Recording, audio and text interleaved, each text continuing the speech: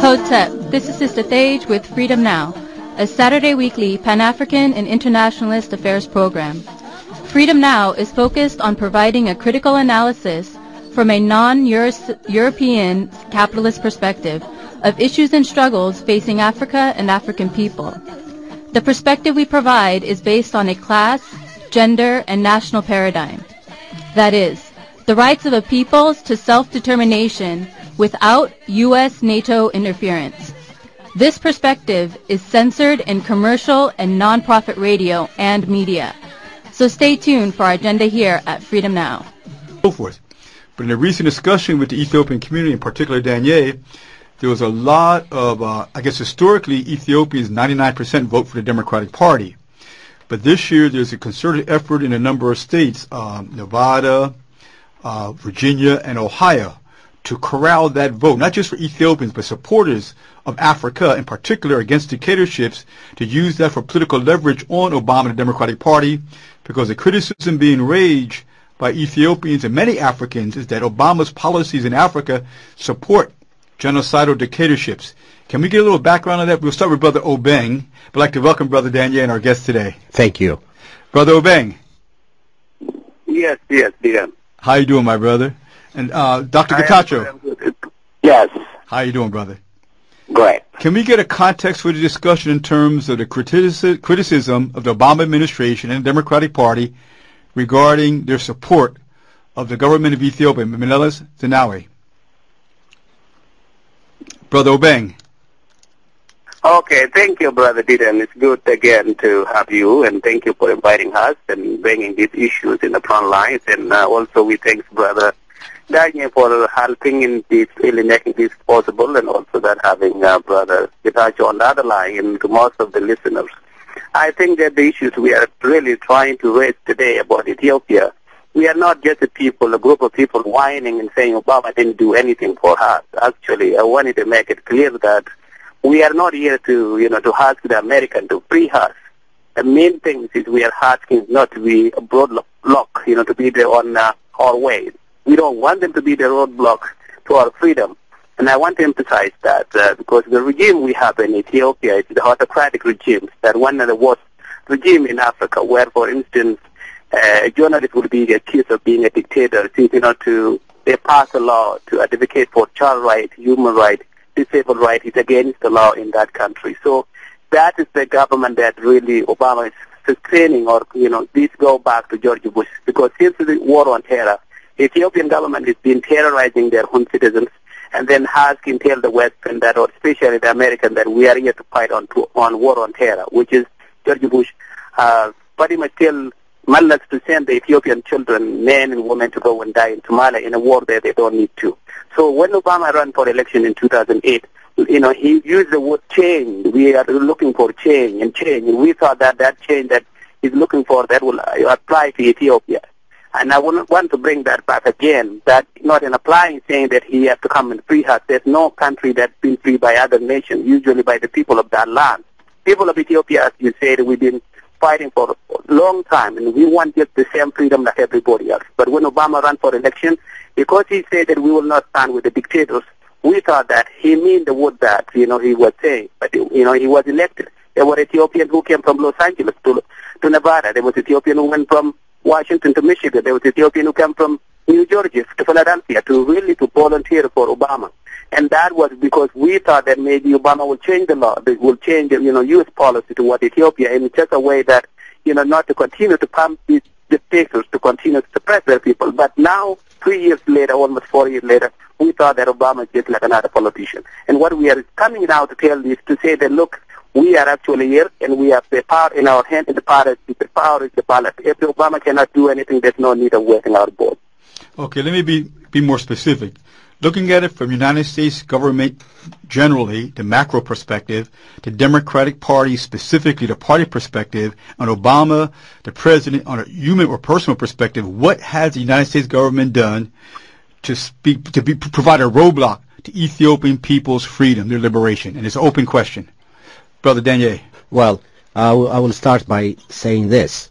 The Ethiopian government, the government of the TPLF, is one of the most repressive governments in the world. And this is I'll give you several sources for this so that we have verifiable documentation. The Human Rights Watch did a 6-month investigation by sending researchers in Ethiopia, and after 6 months, what they came up with, the conclusion they reached was Ethiopia now is one of the most repressive societies in the world, quote unquote. And it continues. It says, people were very, very scared about talking to me. They would only do so in a safe house. This was reported by the BBC in October of 2010. There are several reports that were published by Amnesty International. One of them was titled Dismantling Dissent, Intensified Crackdown on Freedom of Speech in Ethiopia. There are no free journalists in Ethiopia. The only journalists that exist that don't work for the government are in jail, including their wives. Some of them, they give births in jail. In Ethiopia right now, as we speak, if you are caught using Skype, you will be sentenced to 15 years in prison. And this is the kind of government that the United States supports. They support this government to the tune of $3.5 billion a year. And most of the money comes from the United States government, from my tax dollar and your tax dollar. So this government is underwriting terror and repression in Ethiopia, one of the poorest countries in the world. Okay?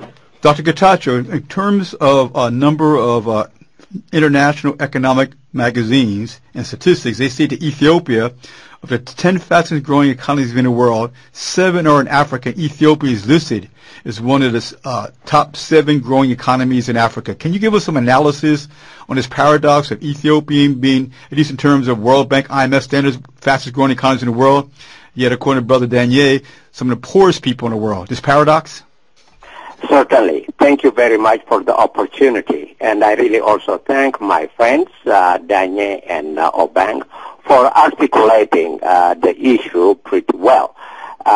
Just before going to this point, what I would like to say, what the United States as a government, Mr. Obama as a president and the Democratic Party as the ruling party have done against the struggle of the Ethiopian people.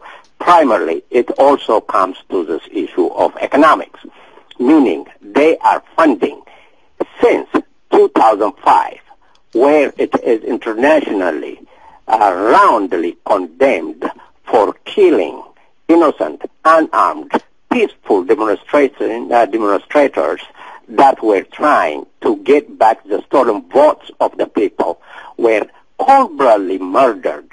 You may not believe the bilateral and multilateral international aid, primarily United States government and the world, quadrupled.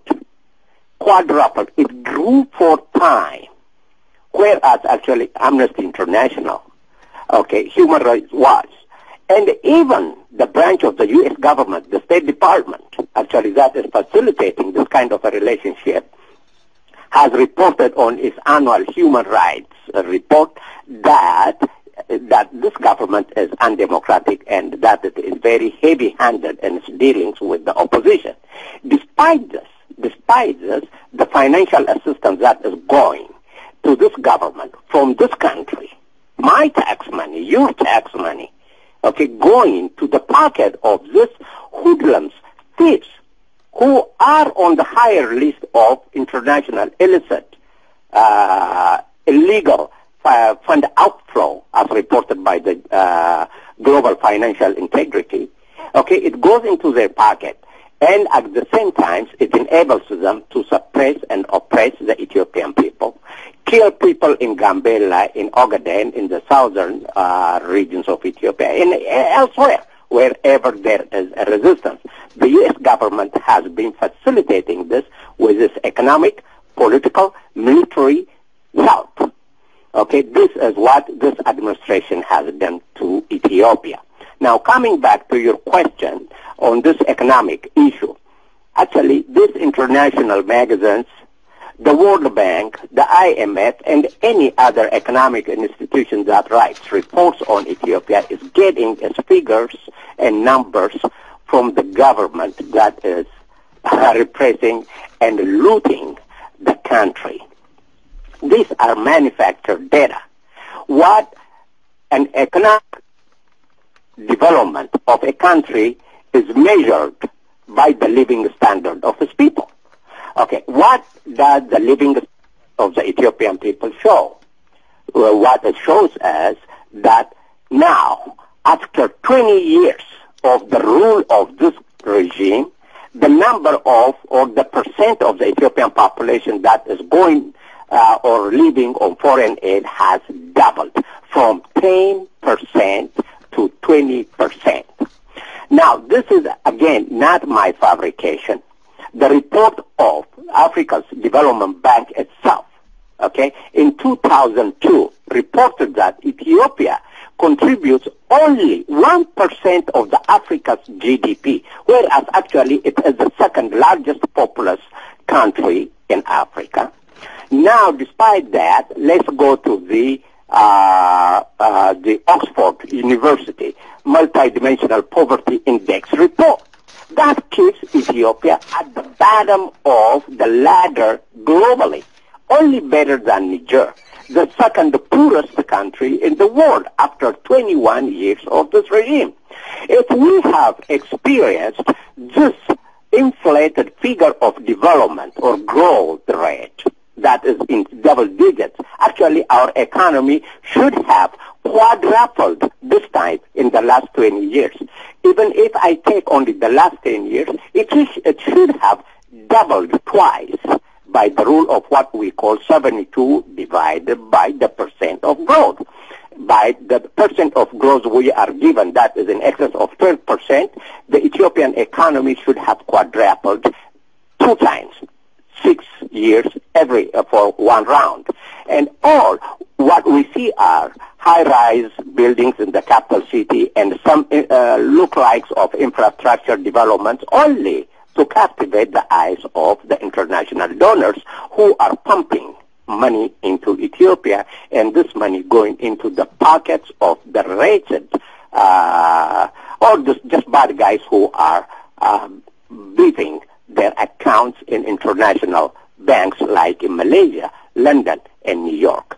There is no economic development in Ethiopia. You see lots of poor people today in Addis Ababa who are squatting every corner of the town, or who are homeless and street people, and who are just living by scavenging from the dirt pile, or are really people who are begging. Okay, this is the lot of Ethiopia, and still Ethiopians are dependent on foreign aid. Thank you. It's quite amazing that the United States would not only support but even roll out the red carpet treatment as they did for the president of Ethiopia when he visited Barack Obama. Yet we have, as you stated, one of the poorest countries, not in terms of money coming in, but money going to the people, because, of course, with $4.5 billion going into Ethiopia in terms of U.S. military aid and other forms of assistance, it goes right back out to the Western bankers and to Western lenders with all kind of creatively written out contracts. Whereas you look at a country like Libya, which has the highest quality of life, education, food, healthcare, role of women, etc., that is being targeted and has been targeted for destabilization, overthrow of the Jamahiriya. I guess what I found very interesting is that when President Obama and the Democratic Party were running for office, one of the statements made by many activists, both Africans in America as well as Africans from the continent in America, was that to get Barack Obama to fulfill his pledge of change, there would need to be mass protests and lobbying efforts by African people in America, by Africans from the continent, to push Barack Obama to reflect the needs and interests of Africa as well as quote-unquote black Americans. Once he got elected, it appeared that everybody fell asleep. To some or other, that he was going to miraculously make all these Messiah-type changes, and that did not occur. In fact, the Tea Party and the Republican Party put a lot of pressure on the Democratic Party and the Obama administration to push the country to the right economically as well as in terms of foreign policy. What impressed me was the fact that your organization is attempting to put pressure on the Obama administration, on the Democratic Party, on the United States government to rethink, to qualify, to challenge their unbridled support of the Melanist regime of the government of Ethiopia. And I'm so proud that y'all organized not just one-on-one, but organizing the vast constituency of Ethiopians in key voting states like Nevada, like Ohio, like Virginia. Maybe Danielle can explain the strategy, because I think it's very relevant that without pressure, no administration, I don't care Republican, Democrat, or whatever, will respond to the interests of the people in their capitalist system. Brother Daniel. Yes. What I want to say is, number one, the United States has its own interests, their national security interests. We do not want to send American Marines to Somalia to die. Therefore, here is a hired gun. The Ethiopian government, Meles regime, the TPLF, sends tens of thousands, hundreds of thousands of Ethiopian soldiers to go and kill their fellow Somalis and start this blood feud that we're going to have a hard time trying to get over. The reason the United States government supports the Ethiopian regime unconditionally is so that American Marines do not die in Somalia. But what we as citizens, when I say we, I'm appealing to the rest of the listeners and fellow progressives here to remind our government, our president, that a just nation, a godly president, does not and must not direct its foreign policy based on political expediency. America is not built on that. We're supposed to have a higher moral value than that. And also to the president, we as voters should say to him that he should keep his promise that he made, for instance, in January 25 in the State of Union address. He said that we will keep the desire to be free of the Tunisian people. He said, where the will of the people proved more powerful than the writ of the dictator. And he continued to say that, and he said, actually, I quote, tonight, let it be clear that the United States of America stand with the people of Tunisia and support the democratic aspiration of all people. Well, here we are, Ethiopians, 90 million Ethiopians are aspiring to be free, and he is facilitating the repression, the murder of our people. And I voted for him. My son worked the entire summer, last summer, in his campaign. Now, our votes are conditional. We are organizing a big rally in Nevada, in Virginia, and in Ohio to let our president know, that we voted for and that we would like to keep in office, know that our votes are conditional. If U.S. foreign policy is there to repress our people and fund the murder and repression of 90 million Ethiopians, there is no way that we can support his re-election. And we would like the rest of Americans to stand with us, because America, by nature, should stand for justice for all people. We've got about 3 minutes left. Brother Obeng, any final words? Yes, Brother Dylan, thank you. Yeah, the simple word is, I think, Brother Daniel put it very well. So our case is, we are not whining. We are not just people. We also know that when Obama elected that he cannot do things overnight. We know that he was not elected to be the leader for Africa or for Ethiopia, but it's also that we know that, there would be a lot of things that he would be facing. With that in mind, and what we really find is the rhetoric that when he went to Ghana, the speech he gave in Ghana, really what's happening in Ethiopia, just the rhetoric. He becomes like another typical politician. And we know that he cannot do something, but there are things which he can do, which is, for example, the Ethiopian, that we all, brother, it actually put it very well what's going on in Ethiopia, and most of you can go and read it online. To us, it's simple. We are not here to look like a group of people saying that, we have a problem in Ethiopia, come and free us. The Ethiopian people are intellect and, dedicated, committed people who want to bring change to their country. And we have done this many, many times, and we can still do it. What we are saying is just, again, telling the administration that just don't pretend, don't pretend that what you say and what you do is, walk the walk, not talk the talk. This is the idea that, what's been going on.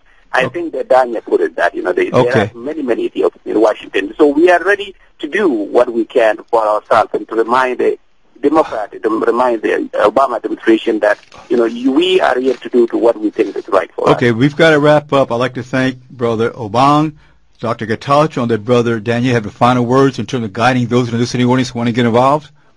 Yes, thank you. What I would like to ask is all our listeners who stand for justice for all to call the Obama administration at 202-456-1414, 202-456-1414. or 456-1111 and declare to them in no uncertain terms that there is no way we can support President Obama's re-election if he's going to stand with dictators. Is there a website for those who want to contact you all directly?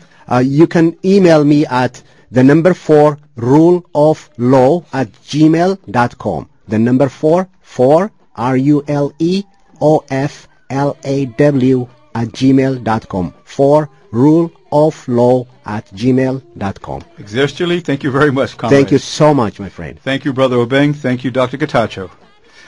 We'd like to close out. This has been Freedom Now. I'd like to thank Sister Tamika on the board, Brother Billion, Sister Tej, Sister Damatis, Paul Mooney, once again, Obeng, Dr. Getachew, Danielle, Rick and Michelle, and all those who made this program possible. This program can be reheard for the next 60 days at kpfk.org under Audio Archives for Freedom Now. And as always, we stand ready for the revolution.